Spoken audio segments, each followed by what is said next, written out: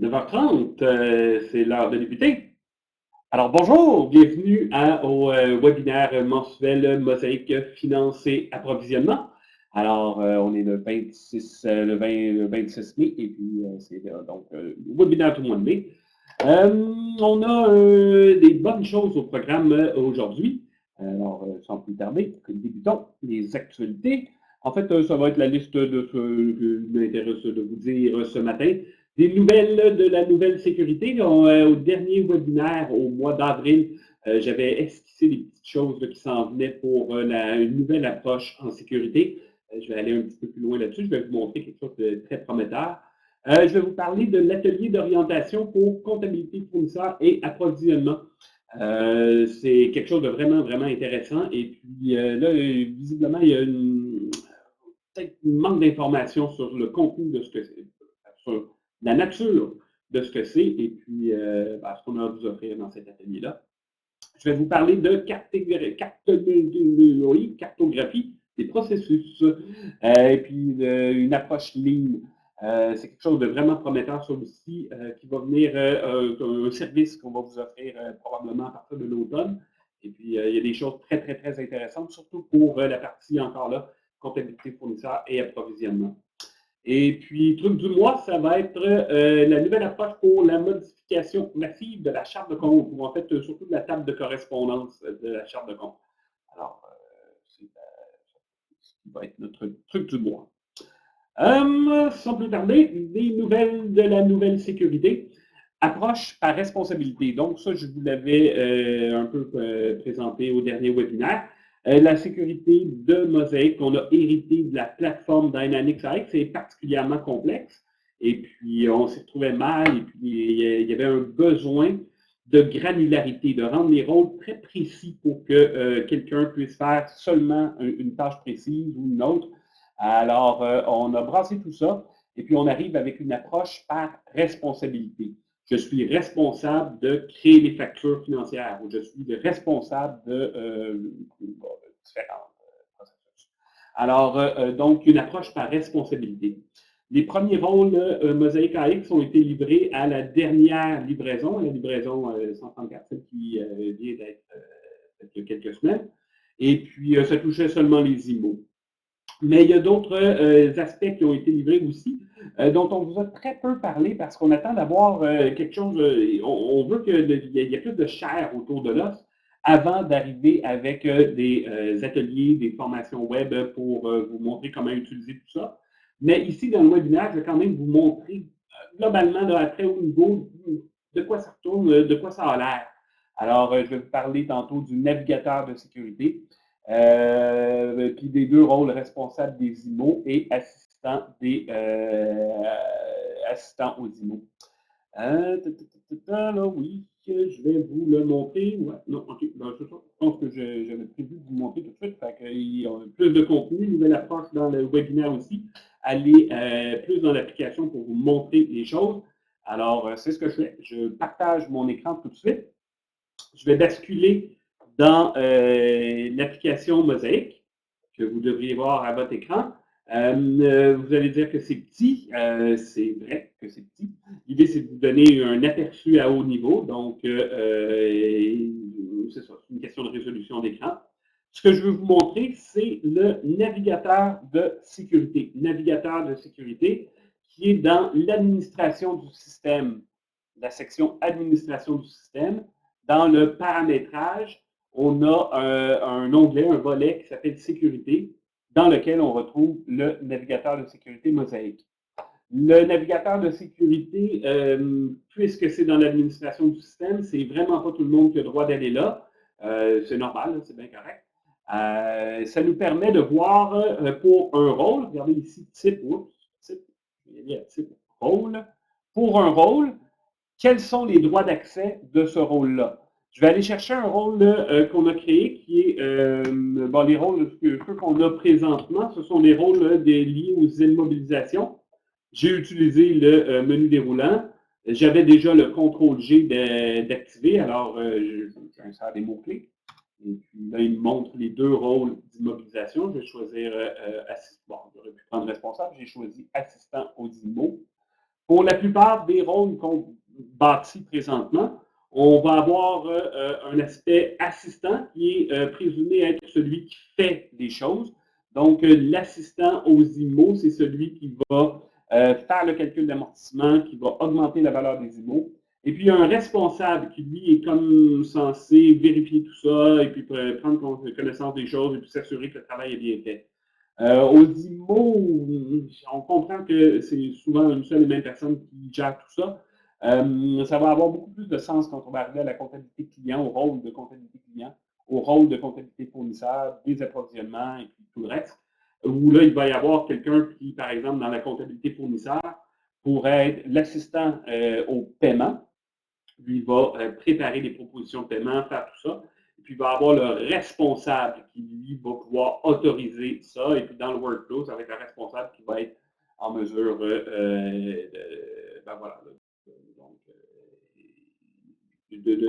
d'autoriser.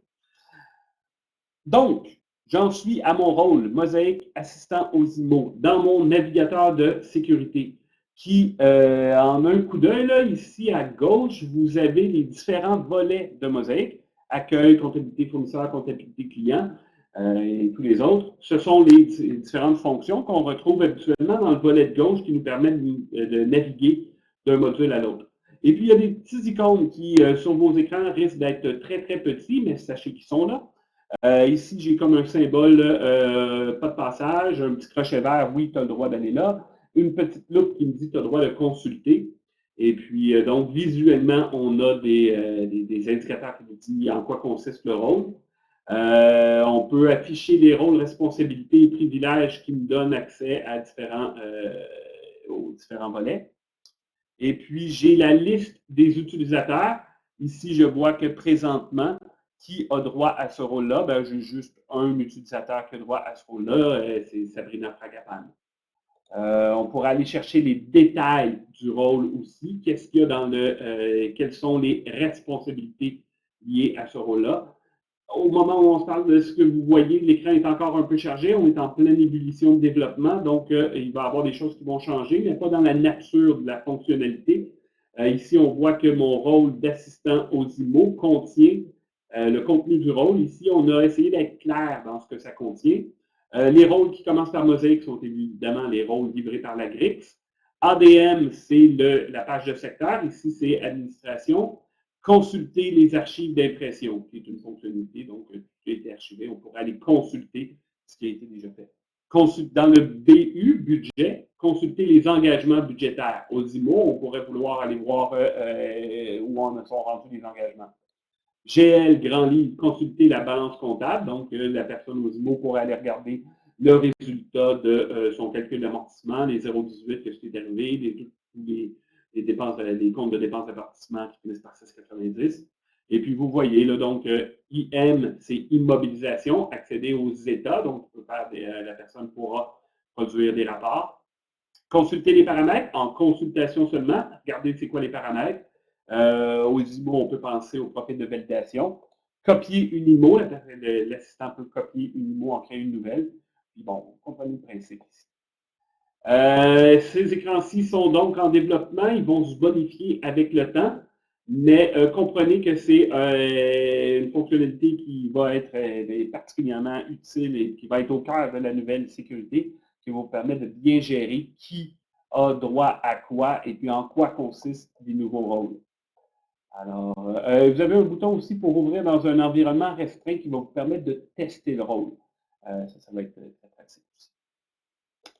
À très haut niveau, rapidement, c'est à peu près ça le navigateur de sécurité. Ça se trouve dans l'administration du système, dans le paramétrage, la section sécurité.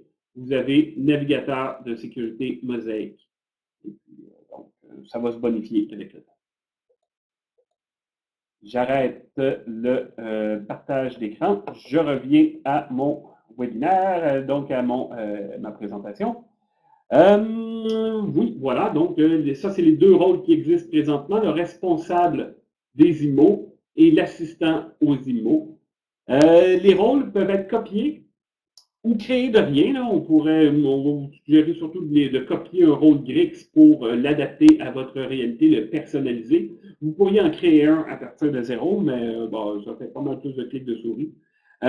Donc, les rôles, nous, ce qu'on va vous livrer, c'est comme des rôles génériques qu'on pense être le plus utile, le plus proche de vos réalités, mais on va être proche, mais jamais directement à la cible.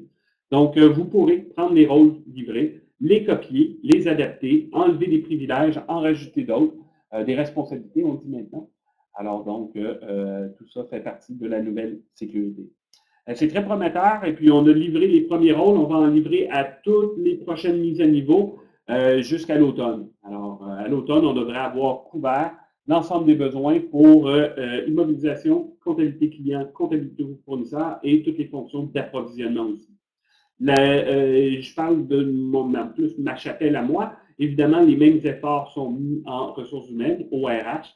Tout ça est combiné, on s'en va dans la même direction et puis donc vous aurez l'équivalent en RH aussi. Le navigateur de sécurité que je vous ai présenté, c'est le navigateur de sécurité. Ce n'est pas le navigateur de sécurité finance ou approvisionnement. Il y a un navigateur de sécurité et évidemment, les rôles RH vont y apparaître. Donc, c'est pas mal ça que j'ai à dire sur la nouvelle sécurité. Parlons de l'atelier d'orientation, comptabilité fournisseur et approvisionnement. C'est quelque chose qui est proposé pour débuter, amorcer la réflexion sur la comptabilité fournisseur et approvisionnement. On veut permettre de voir et comprendre avant de commencer, avant de se lancer. Dans les présentations qu'on a faites, on a toujours commencé, bon, quand on parlait du processus d'implantation CFA Pro, la première étape, c'était toujours l'atelier d'orientation, ça fait longtemps qu'on en parle. On l'a toujours placé dans ce qu'on appelait la phase 0 avant de se lancer dans le reste, mais puisque c'était dans la même présentation, c'était comme lié, puis il y en a un.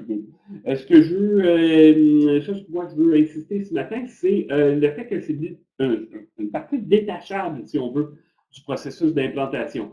C'est comme le premier pas, mais ça ne veut pas dire que le lendemain, on commence tout de suite l'implantation comptabilité fournisseur et approvisionnement.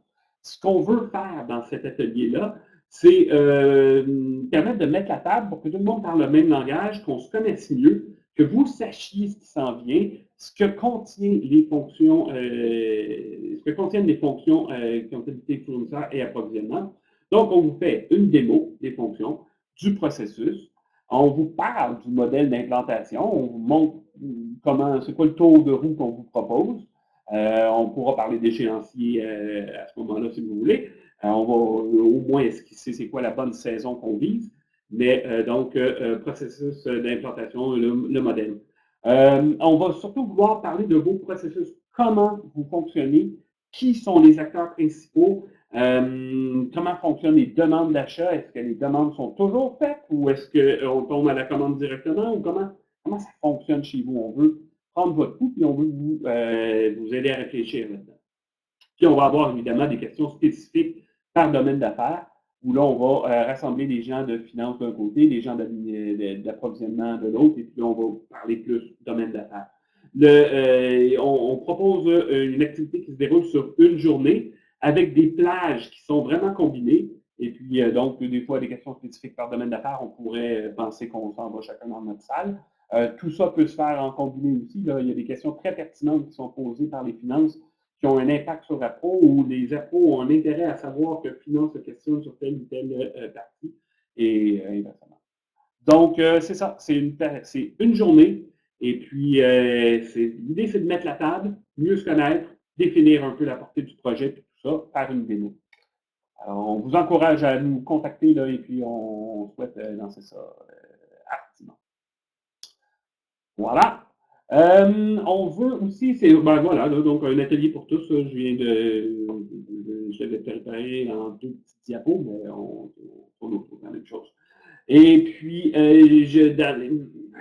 cousin de cet atelier d'orientation-là, on souhaite vous proposer, toujours en amont de l'implantation, comptabilité fournisseur et approvisionnement, on est en train de bâtir quelque chose de très prometteur qui est un atelier de cartographie des processus.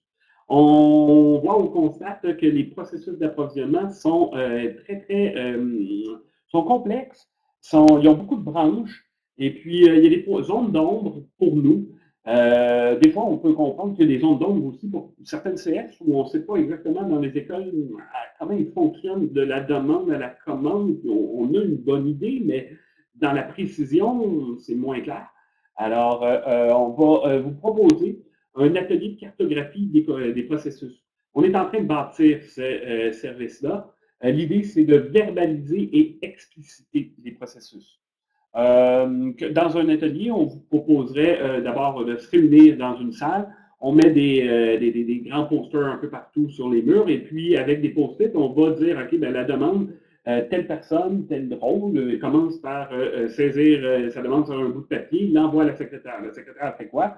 Le secrétaire prend connaissance et puis le saisit dans l'outil de son choix.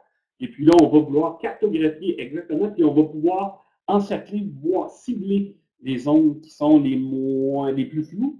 Et puis, ça va nous donner vraiment une meilleure idée de l'orientation à prendre. Ça donne un rendu visuel, c'est sûr. Nous, à la fin de tout ça, on prend des photos des différents posters avec les post-it. Et puis, on va vous faire un beau document visio, un beau PDF, là, si ça vous convient mieux. Et puis, ça permet de rendre compte des écarts et conformités, ça c'est beau ça, un fit gap en rapport avec les fonctions du système. On va voir comment vous procédez. Évidemment, on va vous montrer comment maintenant tout le monde va avoir une meilleure connaissance avec l'atelier d'orientation de comment le système réfléchit. Et puis, on va faire des écarts entre les deux. On est en train de bâtir ça. On va vous donner des nouvelles au prochain webinaire et puis dans les webinaires subséquents. Et puis, c'est vraiment très, très, très intéressant.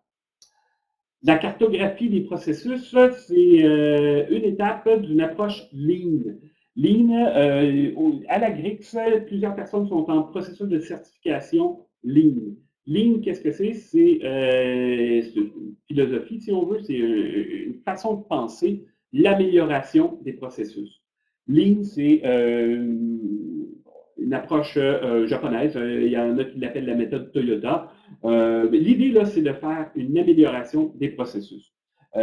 Cibler un besoin, mesurer l'état actuel, et puis analyser, et puis s'en aller vers une amélioration du processus. La cartographie est une partie de tout ça. Mais on pense qu'il y a vraiment de la valeur à vous amener vers ça. Ça va nous permettre d'expliciter les processus. Dans l'approche Lean, on va un peu plus loin. On voudrait cibler une problématique, obtenir des métriques, analyser, améliorer. C'est toutes des choses qu'on pourra offrir aux commissions scolaires.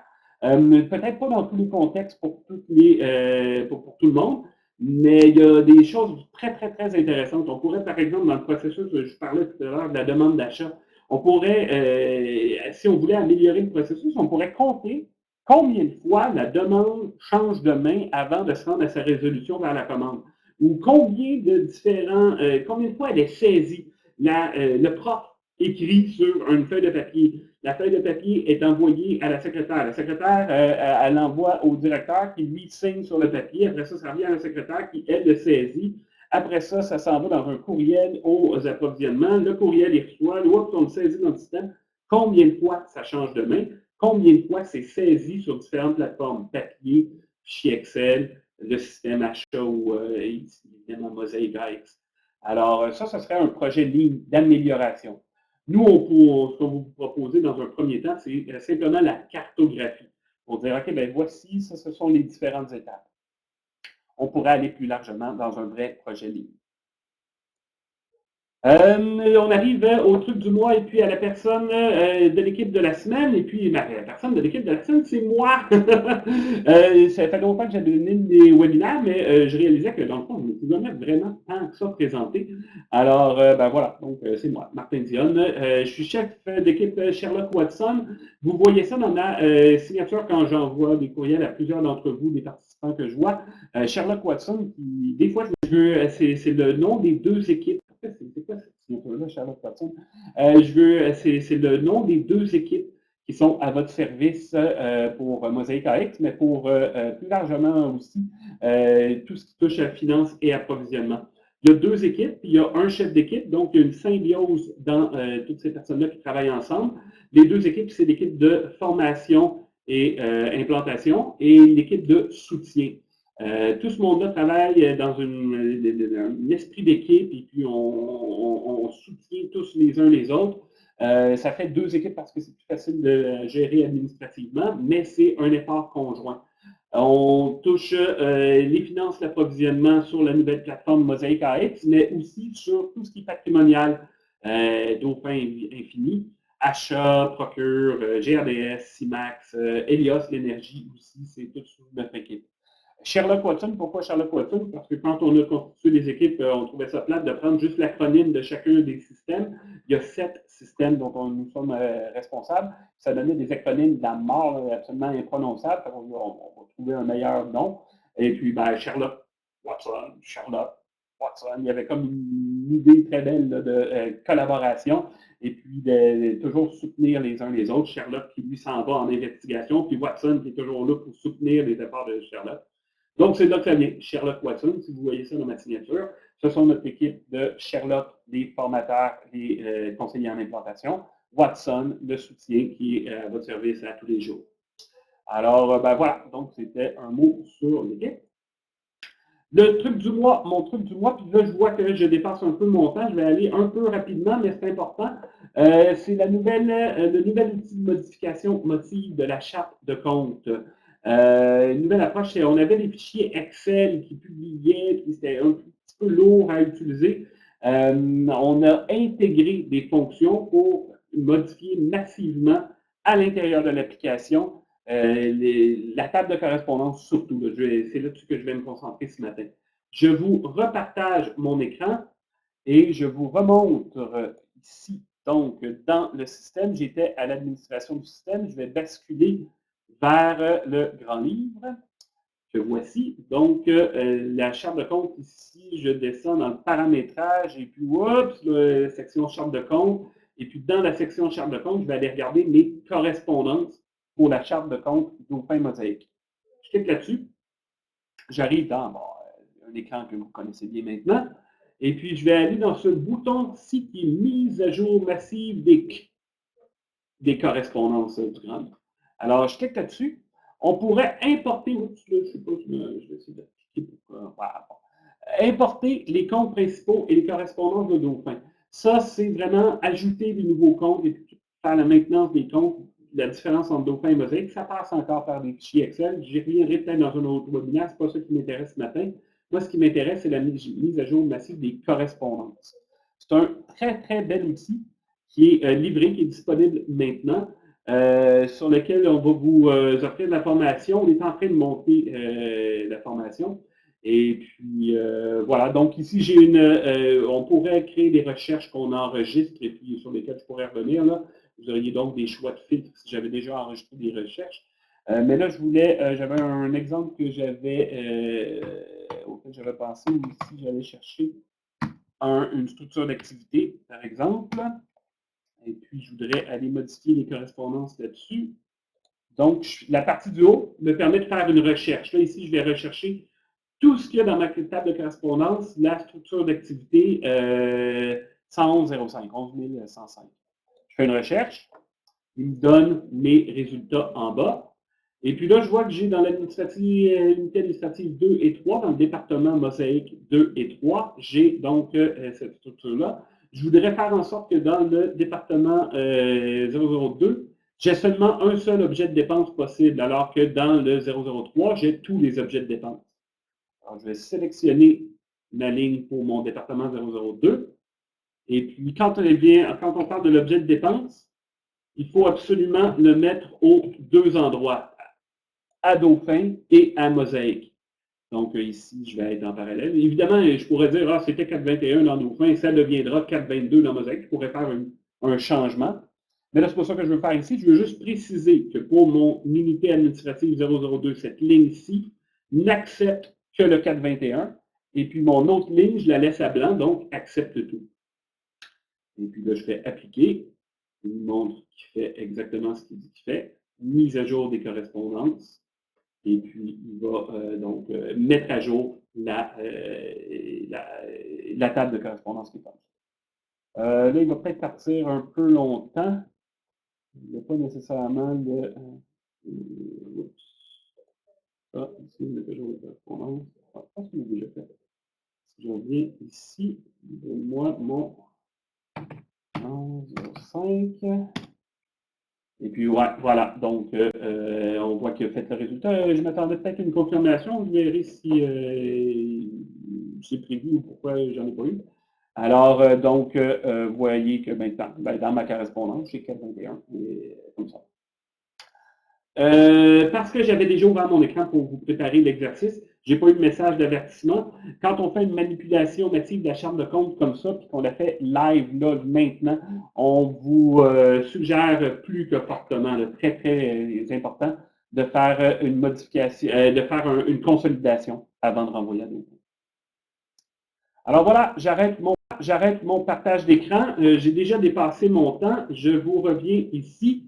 Et puis, je vous donne le prochain rendez-vous qui est jeudi le 29 juin. Jeudi le 29 juin. Pourquoi un jeudi? Parce que le 30 juin, on n'est pas encore. Alors, c'est ça. Donc, ça va être le prochain rendez-vous au mois de juin. Et je vous remercie infiniment. Et puis, je vous laisse aller tout de suite. Si vous avez des questions, je vais rester quelques minutes.